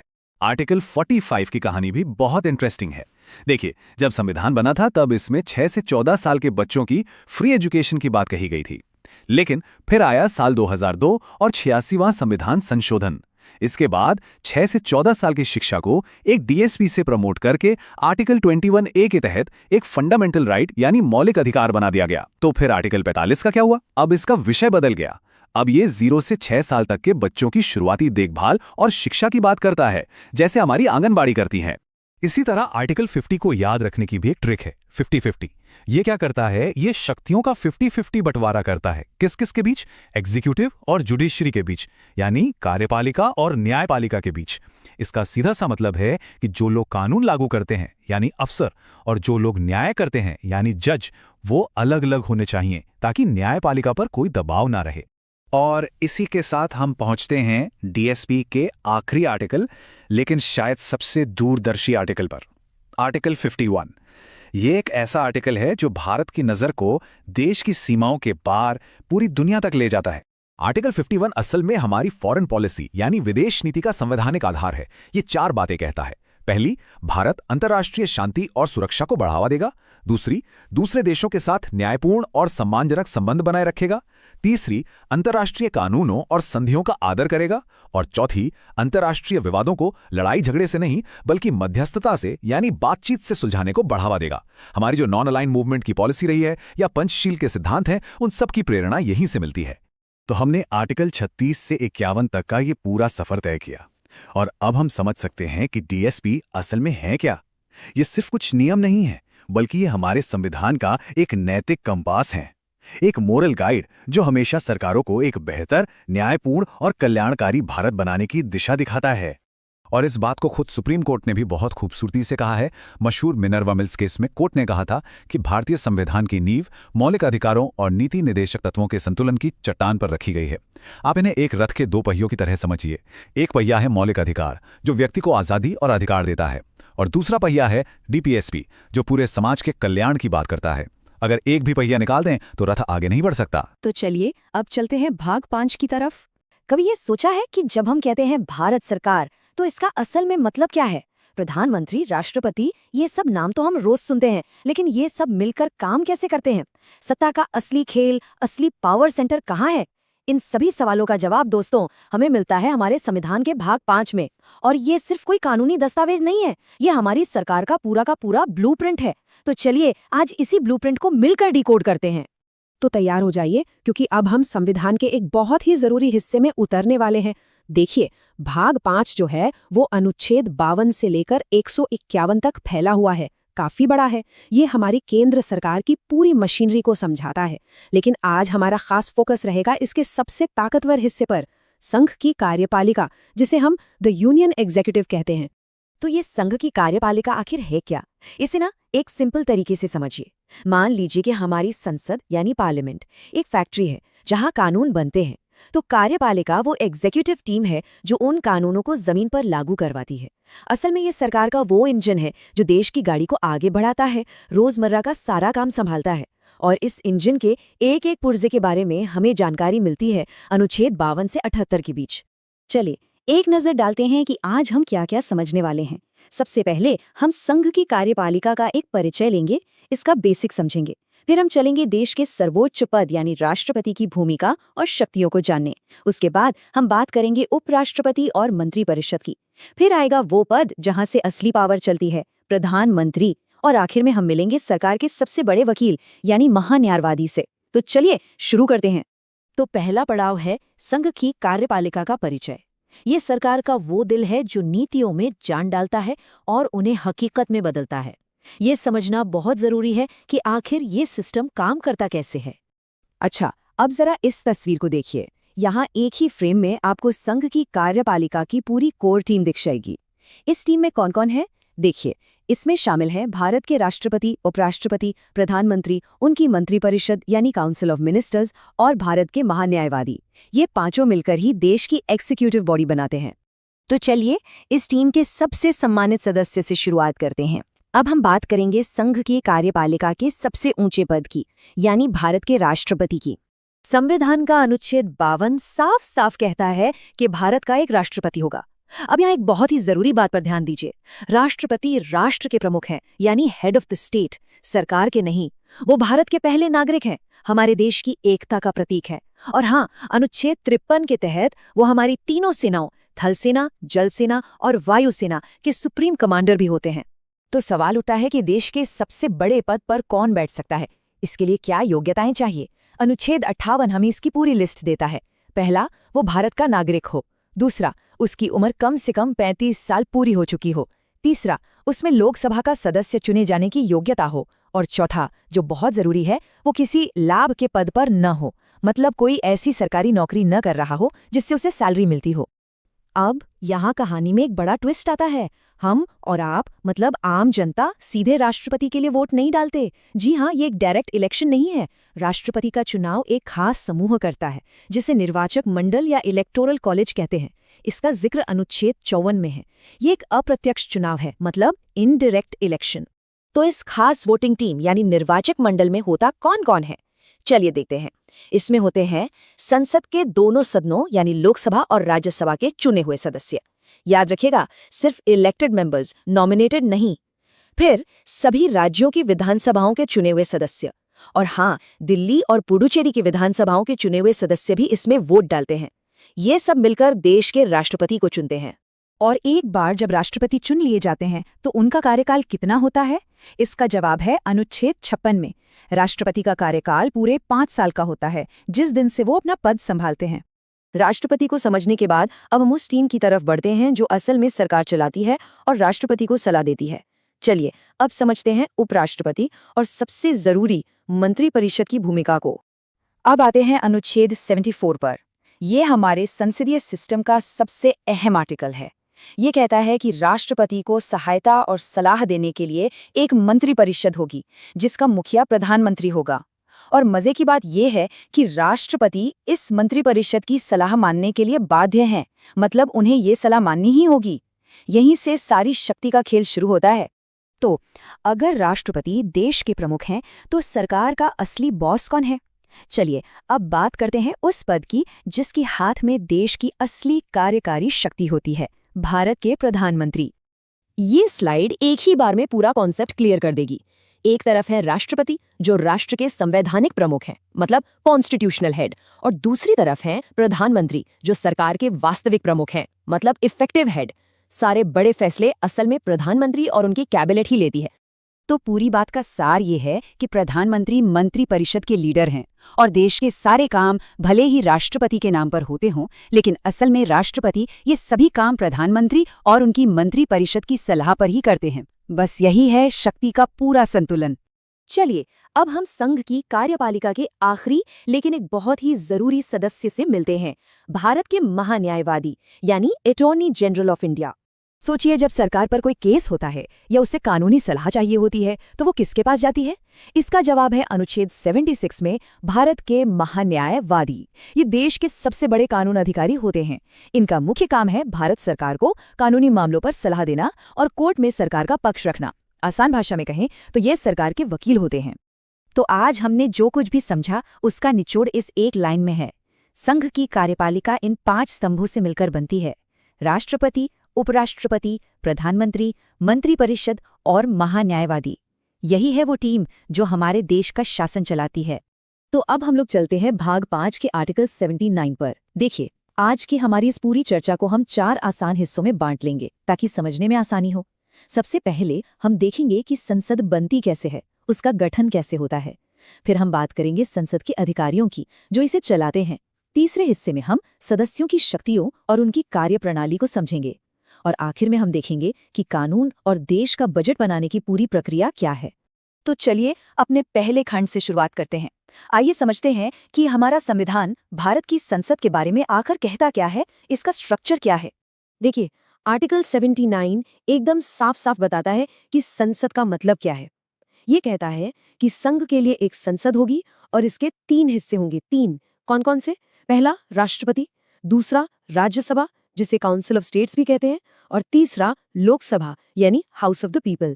ये बात हमेशा याद रखनी है कि राष्ट्रपति भी संसद का एक अभिन्न, एक इंटेग्रल हिस्सा है।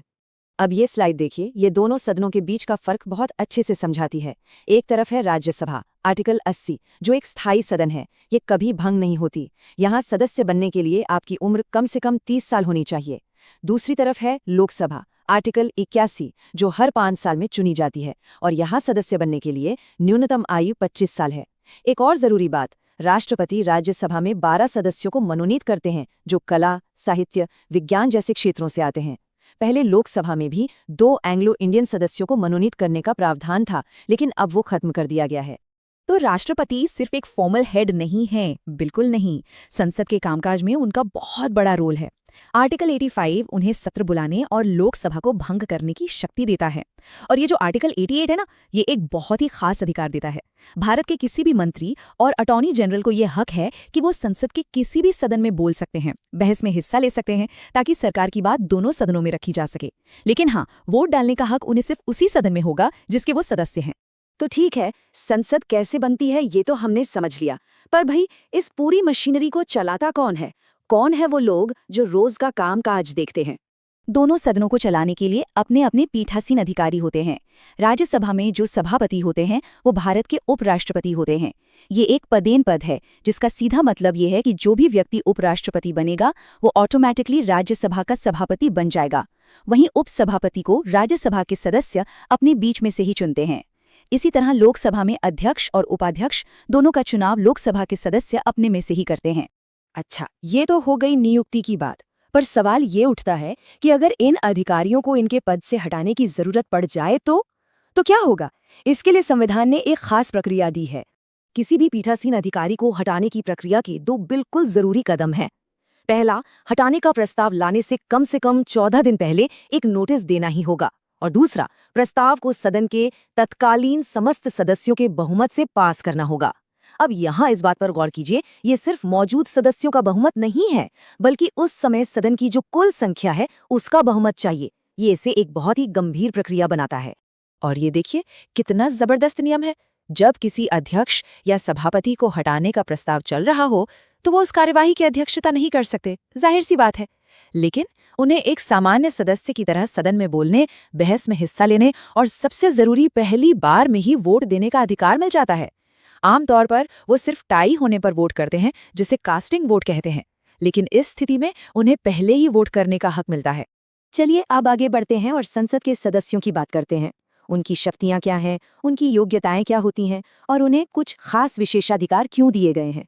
यहाँ जरा ध्यान दीजिएगा, ये एक ऐसा पॉइंट है जहाँ अक्सर लोगों को कन्फ्यूजन होता है।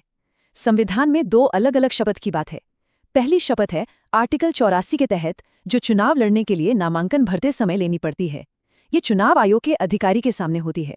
और दूसरी, असली शपथ तो तब होती है जब आप चुनाव जीत जाते हैं। वो शपथ आर्टिकल 99 के तहत संसद में अपनी सीट लेने से पहले राष्ट्रपति जी के सामने लेनी होती है। अब ये गणपूर्ति या कोरम क्या चीज है? सीधी भाषा में समझे तो क्लास शुरू होने के लिए कम से कम कितने बच्चे होने चाहिए, बस वही है कोरम। आर्टिकल 100 कहता है कि सदन की कार्यवाही चलाने के लिए कम से कम कुल सदस्यों का 10वां हिस्सा यानी 10% सदस्यों का मौजूद होना जरूरी है। जैसे लोकसभा में 543 सदस्य हैं तो कार्यवाही के लिए कम से कम 55 सांसदों का होना ही चाहिए। अगर इससे कम है तो अध्यक्ष की ये ड्यूटी है कि वो सदन को स्थगित कर दें। ये देखिए, एक बड़ा ही दिलचस्प प्रावधान है। आर्टिकल 104 कहता है कि अगर कोई व्यक्ति अयोग्य है या डिस्क्वालीफाई हो चुका है और फिर भी वो सदन में आके बैठता है या वोट करता है तो उस पर हर एक दिन के लिए 500 रुपए का जुर्माना लगेगा। ये नियम संसद की सदस्यता की गंभीरता को बनाए रखने के लिए है।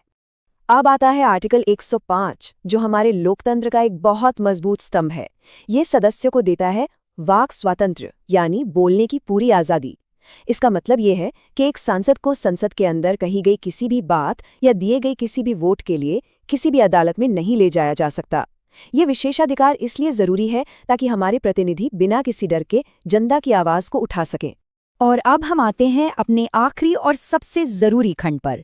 अब हम समझेंगे कि संसद अपना सबसे महत्वपूर्ण काम कैसे करती है, यानी देश के लिए कानून और बजट कैसे पास किए जाते हैं। ये जो टेबल आप देख रहे हैं, ये परीक्षा के नजरिए से बहुत ज्यादा जरूरी है। ये एक साधारण विधेयक और एक धन विधेयक के बीच के फर्क को साफ साफ दिखाती है। सबसे बड़ा फर्क है राज्यसभा की शक्तियों में।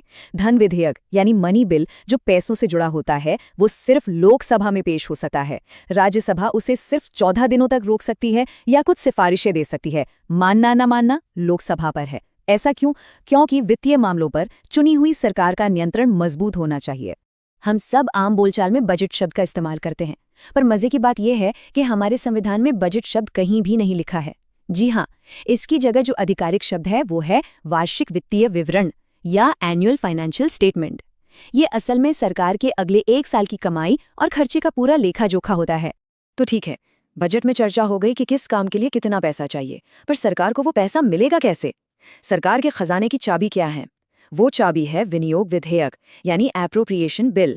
जब तक ये विधेयक पास नहीं होता, सरकार भारत की संचित निधि से 1 रुपया भी नहीं निकाल सकती।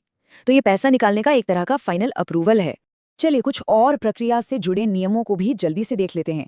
आर्टिकल 120 कहता है कि संसद का कामकाज हिंदी या अंग्रेजी में होगा, और आर्टिकल 121 ये हमारी न्यायपालिका की स्वतंत्रता को बचाने के लिए एक सुरक्षा कवच है। ये कहता है कि आप संसद में सुप्रीम कोर्ट या हाई कोर्ट के जजों के आचरण पर बहस नहीं कर सकते, सिवाय तब जब उन्हें हटाने का महाभियोग प्रस्ताव चल रहा हो। एक बहुत ही पावरफुल हिस्से को समझने वाले हैं, और वो है संघ की न्यायपालिका। हम एक एक करके अनुच्छेद 122 से 147 तक का शानदार सफर तय करेंगे और देखेंगे कि हमारे सुप्रीम कोर्ट के पास आखिर क्या क्या शक्तियां हैं और ये हमारे लोकतंत्र के लिए इतनी जरूरी क्यों हैं। तो तैयार हो जाइए। देखिए, जैसा कि इस स्लाइड में दिख रहा है, भारत का जो पूरा जस्टिस सिस्टम है वो एक पिरामिड की तरह है, और इस पिरामिड की चोटी पर सबसे ऊपर कौन है? हमारा सुप्रीम कोर्ट। ये इंडिया की सबसे बड़ी न्यायिक संस्था है, मतलब इसके फैसले आखिरी होते हैं और देश की हर एक अदालत को वो मानने ही पड़ते हैं।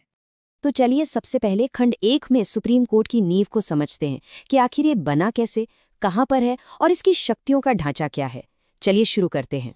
तो देखिए, सबसे पहले और सबसे जरूरी है अनुच्छेद 124, जो कहता है कि भारत का एक सुप्रीम कोर्ट होगा, यहीं से इसकी स्थापना होती है। फिर अनुच्छेद 130 बताता है कि सुप्रीम कोर्ट की मेन सीट मतलब इसका हेडक्वार्टर दिल्ली में होगा। अब अनुच्छेद 122 और 23 भी बहुत इंटरेस्टिंग है।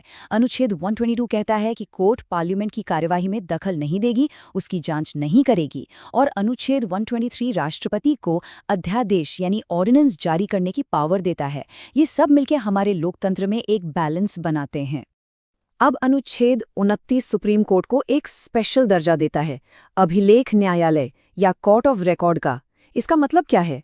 इसके 2 मतलब हैं। पहला, इसके सारे फैसले और सारी कार्यवाही हमेशा के लिए रिकॉर्ड की जाती है, जो एक सबूत की तरह काम करती है।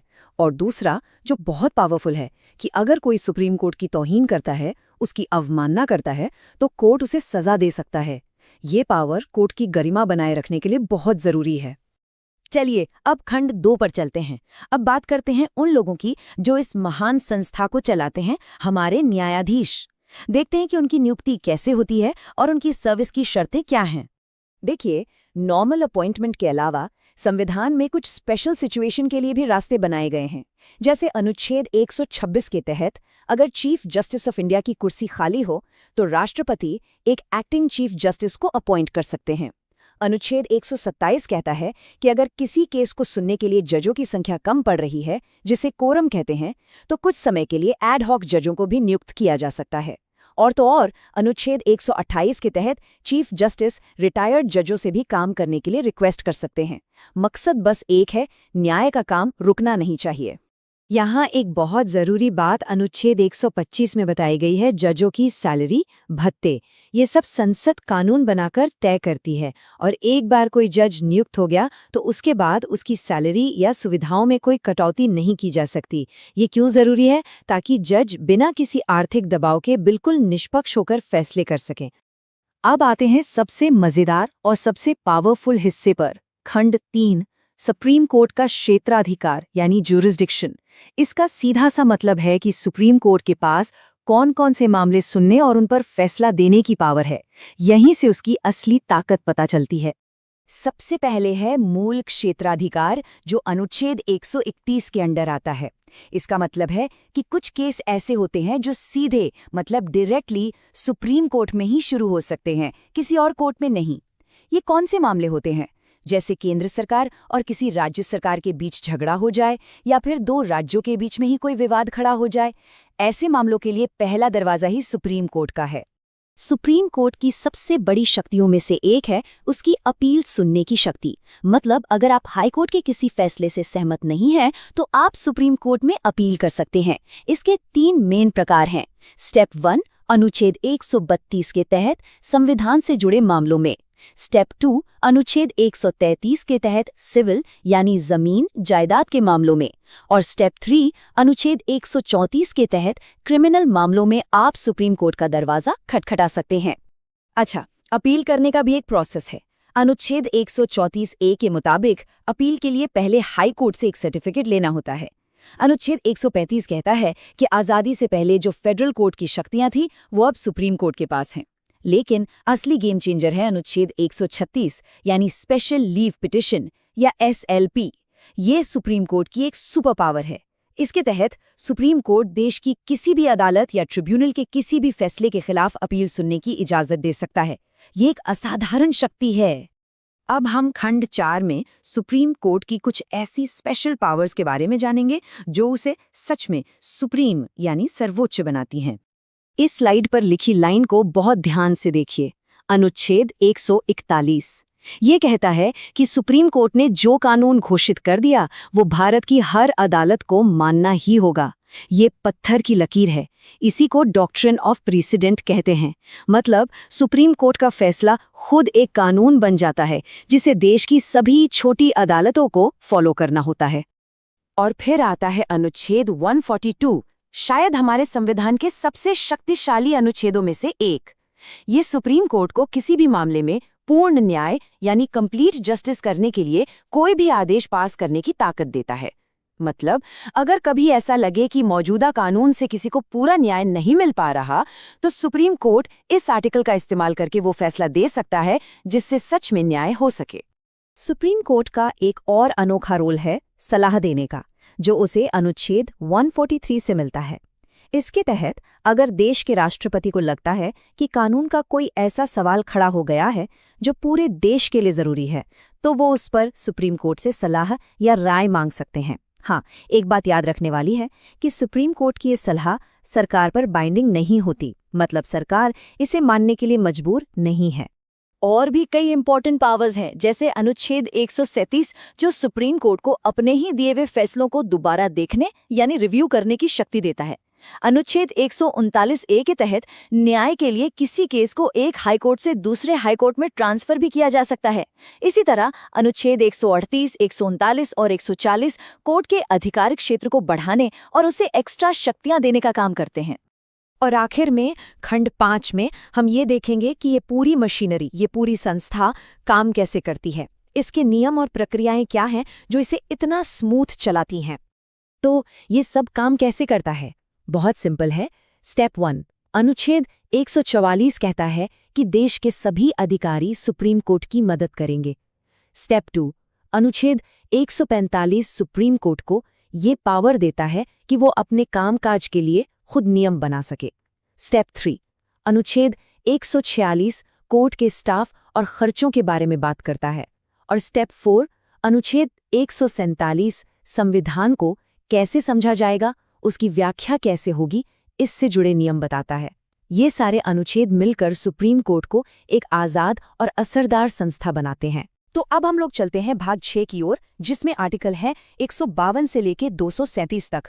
तो अभी समझते हैं आर्टिकल 153 से और जानते हैं कि हमारे राज्यों का शासन आखिर चलता कैसे है।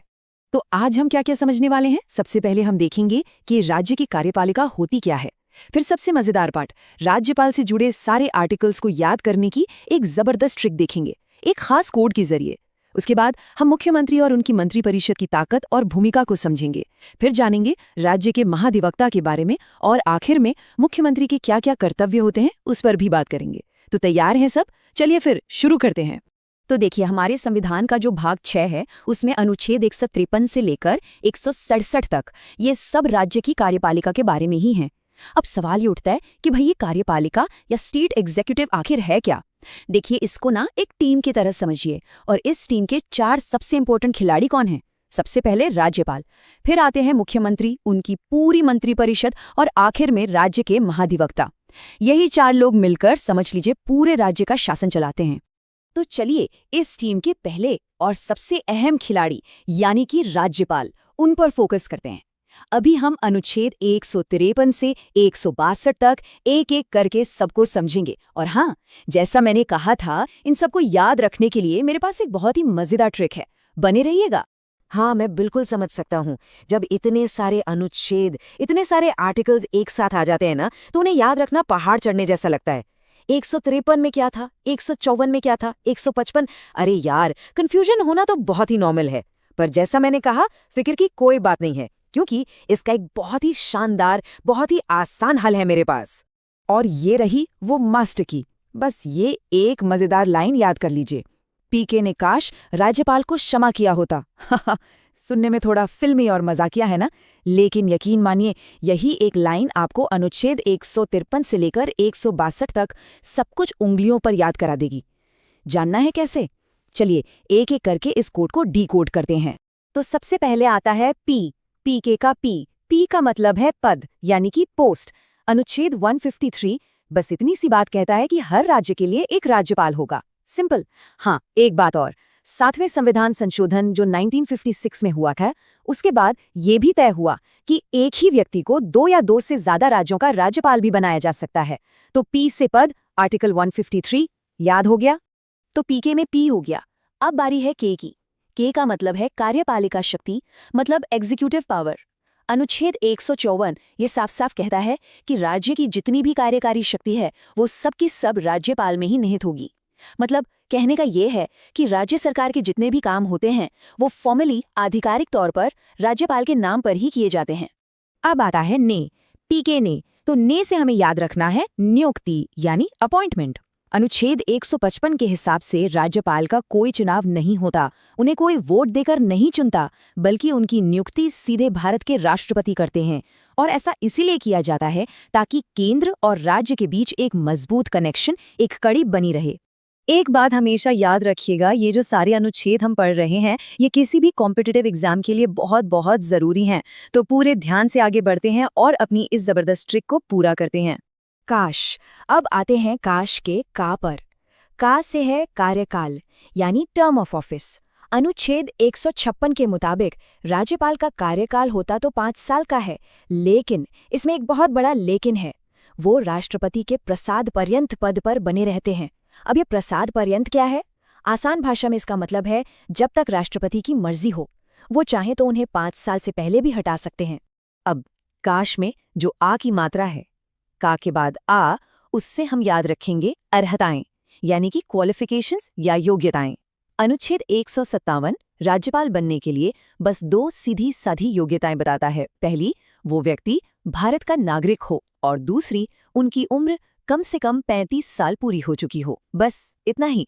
तो काश का अगला अक्षर है श। इस पहले श से हम याद रखेंगे शर्तें यानी कंडीशंस।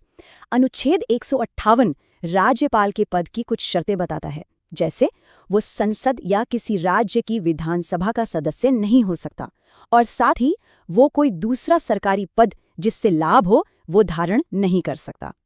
तो पहले श से हमने शर्तें याद की। अब हमारी ट्रिक में जो दूसरा श आता है काश में श, वो है शपथ के लिए यानी ओथ।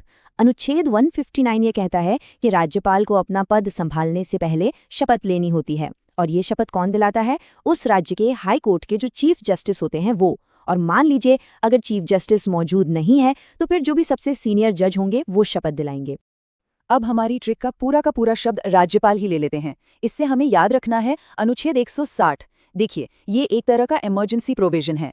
मान लीजिए किसी भी वजह से राज्यपाल का पद अचानक से खाली हो जाता है और संविधान में उस स्थिति के लिए कुछ नहीं लिखा है, तो राष्ट्रपति ये तय कर सकते हैं कि राज्यपाल के काम कौन और कैसे संभालेगा, ताकि राज्य का कामकाज रुके नहीं। राज्यपाल के बाद हमारी ट्रिक में आता है क्षमा। क्षमा से तो मतलब बिल्कुल साफ है, क्षमादान की शक्ति यानी पार्डनिंग पावर। अनुच्छेद 161 राज्यपाल को ये शक्ति देता है कि वो राज्य के कानूनों के तहत अगर किसी व्यक्ति को दोषी ठहराया गया है तो उसकी सजा को माफ कर सकते हैं, कम कर सकते हैं या उसका रूप बदल सकते हैं। लेकिन यहाँ एक बहुत बड़ा फर्क समझना बेहद जरूरी है। राज्यपाल और राष्ट्रपति दोनों के पास क्षमादान की शक्ति है, लेकिन दोनों में जमीन आसमान का अंतर है, जैसा कि आप इस टेबल में साफ साफ देख सकते हैं। पहला और सबसे बड़ा अंतर, राष्ट्रपति मौत की सजा को भी पूरी तरह से माफ कर सकते हैं, लेकिन राज्यपाल ऐसा नहीं कर सकते। दूसरा बड़ा अंतर, राष्ट्रपति सैन्य अदालतों यानी कोर्ट मार्शल से मिली सजा को भी माफ कर सकते हैं, जबकि इस मामले में राज्यपाल के पास कोई शक्ति नहीं होती है। ये बहुत बड़ा डिफरेंस है, इसे याद रखिएगा। और हमारी इस जबरदस्त ट्रिक का आखिरी शब्द है किया। किया से हमें याद रखना है कार्यपालिका शक्ति का विस्तार। अनुच्छेद 162 बस ये बताता है कि राज्य की जो एग्जीक्यूटिव पावर है वो कहाँ तक फैली हुई है। तो ये उन सभी विषयों तक फैली है जिन पर राज्य की विधानसभा कानून बना सकती है। तो देखा सबने, एक मजेदार सी लाइन, पीके ने काश राज्यपाल को क्षमा किया होता, और इससे हमने 10 के 10 मुश्किल अनुच्छेद कितनी आसानी से याद कर लिए। कमाल है ना? तो राज्यपाल की शक्तियों को तो हमने अच्छे से समझ लिया, लेकिन जैसा मैंने कहा था वो अकेले काम नहीं करते। उनकी मदद के लिए एक पूरी की पूरी टीम होती है, और उस टीम के कप्तान कौन होते हैं? बिल्कुल सही, मुख्यमंत्री। तो चलिए अब मुख्यमंत्री और उनकी मंत्री परिषद को समझते हैं। अनुच्छेद 163 ये साफ साफ कहता है कि राज्यपाल को सहायता और सलाह देने के लिए एक मंत्री परिषद होगी, और उस मंत्री परिषद के मुखिया होंगे मुख्यमंत्री। हाँ, कुछ खास मामले होते हैं जहां राज्यपाल अपने विवेक का मतलब अपनी समझ का इस्तेमाल कर सकते हैं, जैसे कि किसी बिल को राष्ट्रपति के लिए रिजर्व करना हो, लेकिन बाकी लगभग सभी कामों में उन्हें मंत्री परिषद की सलाह माननी ही होती है। अच्छा, अब सवाल ये उठता है कि ये मुख्यमंत्री और बाकी मंत्री बनते कैसे हैं? इसका जवाब हमें मिलता है अनुच्छेद 164 में। ये अनुच्छेद कहता है कि मुख्यमंत्री की नियुक्ति राज्यपाल करेंगे। अब राज्यपाल किसे नियुक्त करेंगे? आमतौर पर विधानसभा चुनाव में जिस पार्टी को बहुमत मिलता है उसी के नेता को मुख्यमंत्री नियुक्त किया जाता है, और फिर बाकी मंत्रियों की नियुक्ति भी राज्यपाल ही करते हैं, लेकिन मुख्यमंत्री की सलाह पर। तो राज्यपाल हो गए, मुख्यमंत्री और उनकी टीम हो गई। अब कार्यपालिका के एक और अहम सदस्य यानी राज्य के महाधिवक्ता को जानते हैं, और साथ ही ये भी समझेंगे कि जो सरकारी काम होता है वो आधिकारिक तौर पर कैसे चलता है। अनुच्छेद 165 में राज्य के महाधिवक्ता यानी एडवोकेट जनरल का जिक्र है। ये राज्य के सबसे बड़े कानून अधिकारी होते हैं। समझ लीजिए राज्य सरकार के वकील। इनकी नियुक्ति भी राज्यपाल करते हैं, और इनका मुख्य काम होता है राज्य सरकार को कानूनी मामलों पर सलाह देना। इसके ठीक बाद आता है अनुच्छेद 166। ये बताता है कि सरकार का काम चलता कैसे है, उसका संचालन कैसे होता है। देखिए, भले ही सारे फैसले मंत्रिमंडल ले रही हो, लेकिन कागजों पर ऑफिशियली राज्य सरकार का हर काम, हर एग्जीक्यूटिव एक्शन राज्यपाल के नाम पर ही किया हुआ माना जाता है। और अब हम आते हैं राज्य की कार्यपालिका से जुड़े आखिरी लेकिन एक बहुत ही जरूरी अनुच्छेद पर। ये अनुच्छेद मुख्यमंत्री और राज्यपाल के बीच एक पुल की तरह, एक ब्रिज की तरह काम करता है, जो किसी भी राज्य के अच्छे शासन के लिए बहुत बहुत जरूरी है। तो अनुच्छेद 167 मुख्यमंत्री के कर्तव्यों के बारे में बताता है, गवर्नर के प्रति उनकी क्या ड्यूटीज हैं। पहला और सबसे बड़ा कर्तव्य, मंत्रिपरिषद जो भी फैसले लें उसकी सारी जानकारी राज्यपाल को देना। दूसरा, अगर राज्यपाल प्रशासन या कानून से जुड़ी कोई खास जानकारी मांगे तो वो उन्हें देना। और तीसरा, जो कि बहुत इंटरेस्टिंग है, अगर किसी एक मंत्री ने अकेले कोई फैसला ले लिया है जिस पर पूरी मंत्रिपरिषद ने चर्चा नहीं की है, तो राज्यपाल के कहने पर मुख्यमंत्री को वो मामला पूरी काउंसिल ऑफ मिनिस्टर्स के सामने विचार के लिए रखना होगा। ये नियम सरकार में पारदर्शिता